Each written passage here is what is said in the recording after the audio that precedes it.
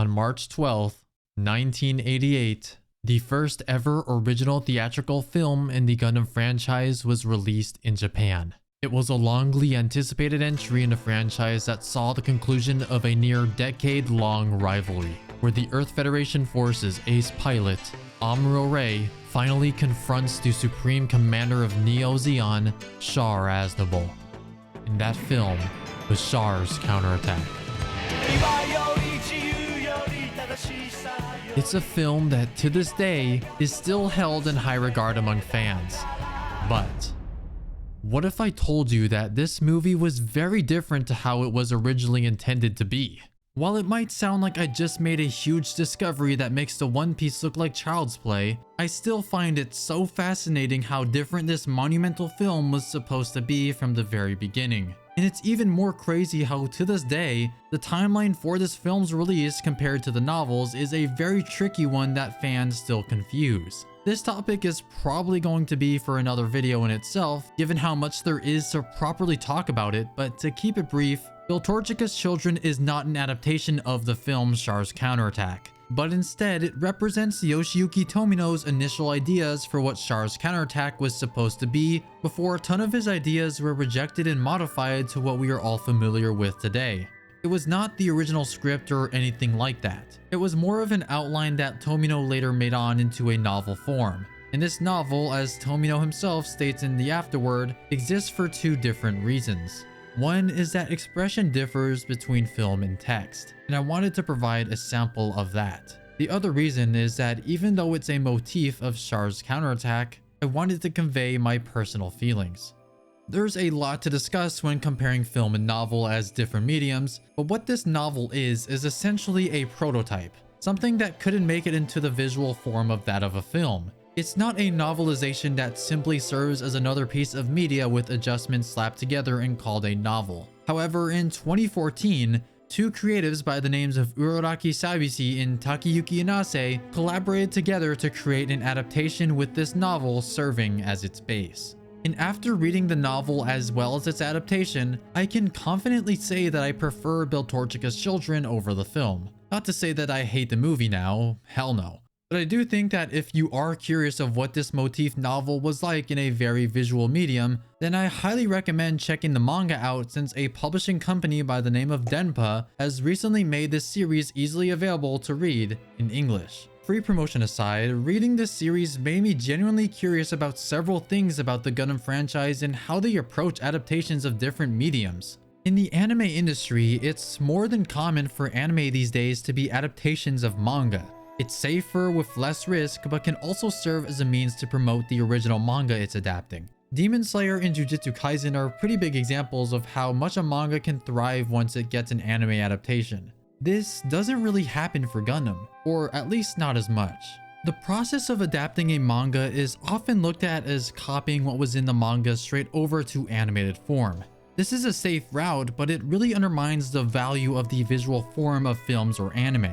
The way I see it, if a manga is getting adapted into an anime series, it should try to take advantage of that visual medium instead of taking safer routes. It can pose a lot of risk and can even scare manga readers away, or on the plus side, it can help bring newer fans to a particular work as well as helping older fans appreciate it more. But it all comes down to how it's tackled. This is why adapting works is always tricky, so when I found out Beltorchika's Children's manga was an adaptation of Tomino's novel, I was a bit skeptical, and I'm sure older fans at the time were too. So while the consensus of all the anime adaptations Gundam has had, with them being pretty positive overall, I went into Beltorchika's Children with the mindset that it had to elevate the source material by an insane degree or it was not going to be worth it. And I'm not gonna lie, it was a pretty bad mindset to have, especially because I, for some reason, just happened to believe that the manga was adapting the movie. But I'm so happy to say that all of my fears were pretty much cleared after reading that first few chapters. So while this video is obviously not long enough to be a detailed analysis or review of this manga adaptation, I have a lot of things that I really like that unfortunately got revised from Tomino's original draft. Things like Amuro still being in a relationship with Beltorchika after the events of Zeta Gundam is obviously what most people know about this manga, since it's quite literally in the title. But honestly, apart from each character feeling more grounded with more time to just interact with others, the dynamic between the two has been my favorite part of this series by a landslide, especially for what it does for both of these characters. So starting off, let's rewind a bit.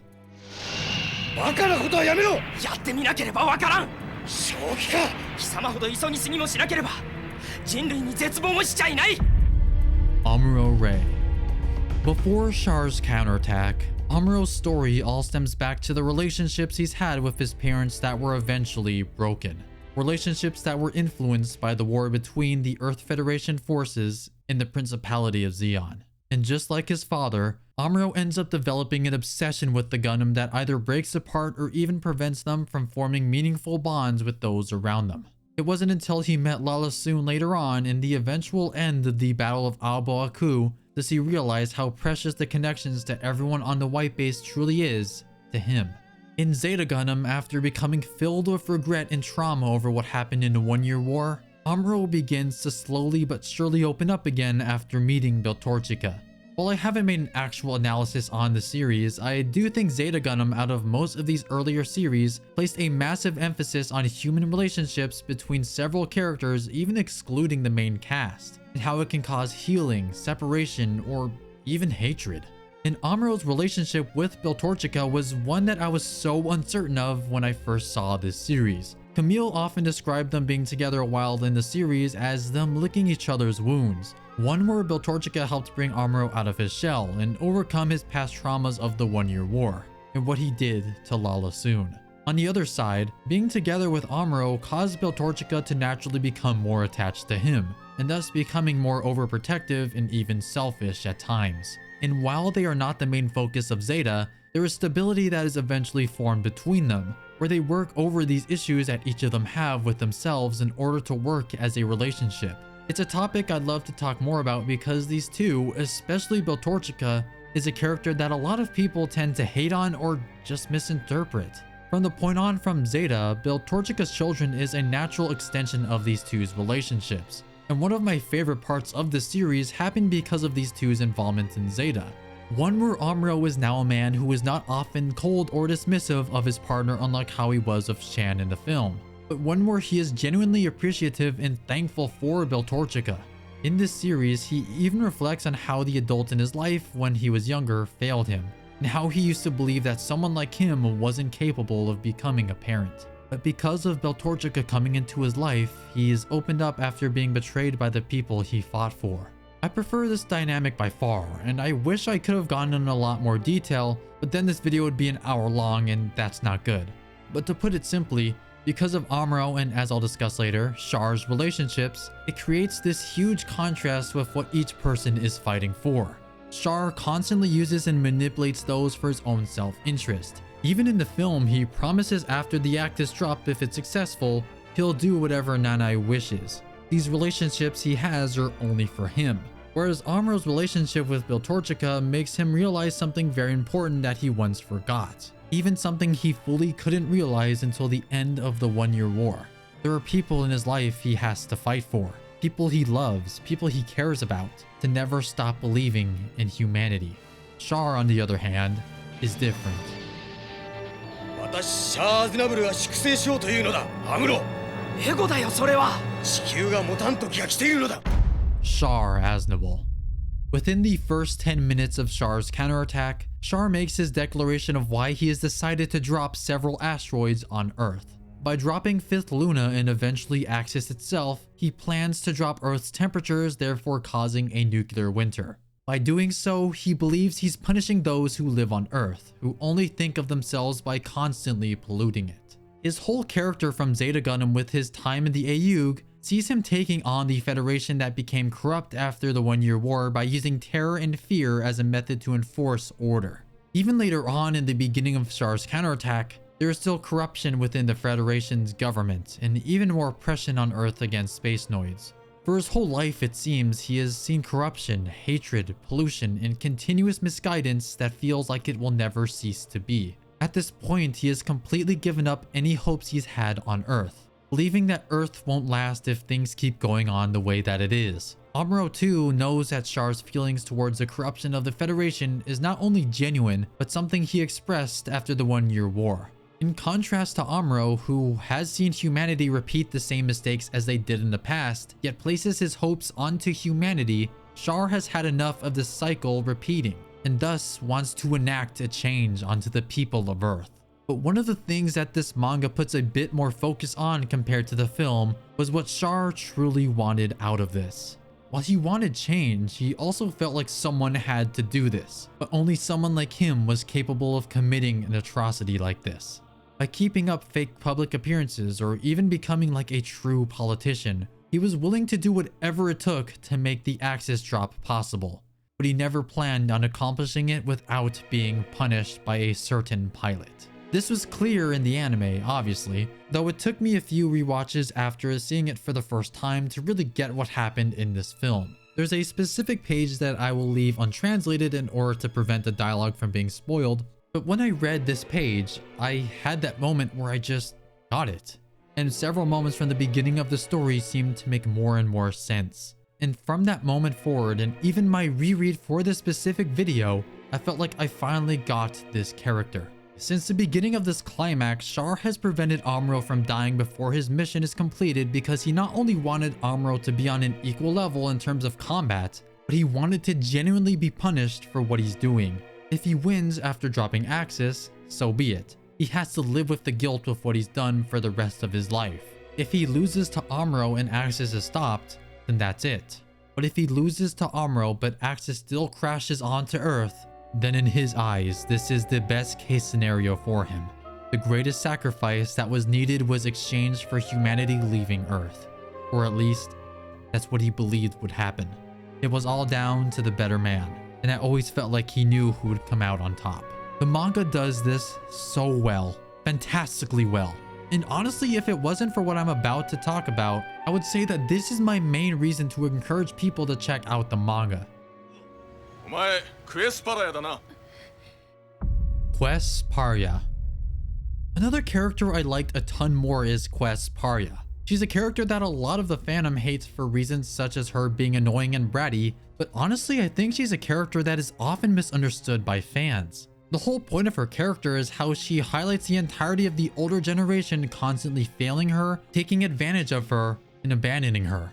And what happens to her at the end of this story causes the next generation to carry on this dark cycle that continues to repeat itself. She's pretty much a victim of the older generation that ends up being manipulated by a man who only saw her for her potential and nothing more. But in both the novel as well as the manga adaptation, right when we meet Quess, she immediately has a lot more depth and characterization that wasn't in the film, or at least not as much. And this complaint people have with Quess somewhat went over to Hattori as well as, to some extent, Yune. A lot of people really seem to dislike these younger characters despite their entire presence in the story being there to make a parallel to Amuro, Char, and Lala all the way back in the 1-year war. Hell, several times in the story, no matter what medium, Quess is directly compared to Lala by Char himself, hence why he wanted to use her power. Hattori is directly compared to Amuro through how fast he got piloting a mobile suit down, how both got into a Federation mobile suit and took down enemy ZEON suits in a very quick fashion as well, how both wanted to save their Lalas from being used by Char and succumbing to the tragedies of that discovery. Even Yune is compared to Char in a ton of ways in the manga as well as the film. But my point is, if you had trouble realizing these parallels, then the manga really helps it stand out more. And this kind of goes into my next tangent, which is Yoshiyuki Tomino's unique directing style. Tomino's direction can kind of be a miss for some people. The way he boards his action scenes can be amazing, how he creates meaningful scenes of dialogue can be impactful, and even scenes of utter hopelessness and terror can speak as loud as scenes of hope and optimism can. To this day, I still think he's a director I don't give enough credit to. But I do remember watching Char's Counterattack for the first time all of these years ago, thinking that Tomino's writing style can be a little bit weirder than one would expect. It's definitely a style that one could get used to over time. Hell, I've long since gotten familiar with it. But if you're someone who isn't a fan of Tomino's unique style for whatever reason, I think this manga is a good option for you. Since the medium of manga and animation are pretty different, manga can do things that animation can't do, and vice versa. Manga can draw more focus on a dramatic moment than anime can without it feeling too dramatic or corny, and it can even put much more emphasis on dialogue or action than anime can. This is obviously not to downplay animation as a medium at all. My point here is that both have unique strengths, and that's all. And the film, novel, and manga are all highlights of what makes these mediums great and unique. So fortunately or unfortunately, I didn't go into much spoilers. I hope it was enough to convince some of you to check out this manga. I didn't expect this video to be this long, as this short recommendation video turned into a mini analysis of sorts. But hey, if a long-ass analysis of this manga, or hell, even Amuro and Char's rivalry is something you guys would watch, shit, I'd do it. Anyways, if you enjoyed the video, leaving a like and subscribing if you haven't already is always appreciated. Thanks for watching, and I'll see you all next time.